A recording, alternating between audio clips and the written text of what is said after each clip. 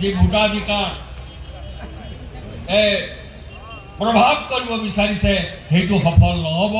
আৰু আমি এই গোটেইখিনি কথা আমাৰ সভাপতি আমাৰ তিৰ্কি ডাঙৰীয়া আছে, তেখেতসকলে বহলভাৱে ক'ব। কিন্তু আমি মিটিঙৰ পৰা গৈ মনে মনে থাকিলে নহ'ব। প্ৰথমে আমি আমাৰ বুথত কাবাৰ নাম কৰ্তন হৈছে নেকি, কাবাৰ নাম নতুনকৈ যোগ হৈছে নেকি, এই কথাটো আমি চাব লাগিব। আমি জনসম্পৰ্কটো আমি বঢ়াই দিব লাগিব। তেওঁলোকৰ ভ্ৰষ্টাচাৰ, তেওঁলোকৰ দুৰ্নীতিৰ কথা, তেওঁলোকৰ অগণতান্ত্ৰিক কথা ৰাইজৰ আগত আমি প্ৰচাৰ কৰিব লাগিব। ৰাইজক উদ্বুদ্ধ কৰিব লাগিব যাতে অহা নিৰ্বাচনত তেওঁলোকৰ নিজৰ দল ভাৰতীয় জাতীয় কংগ্ৰেছৰ মনোনীত প্ৰাৰ্থীসকলক আশীৰ্বাদ দি এই ভ্ৰষ্টাচাৰী দুৰাচাৰী সাম্প্ৰদায়িক বিজেপি চৰকাৰক ক্ষমতাচ্যুত কৰিব।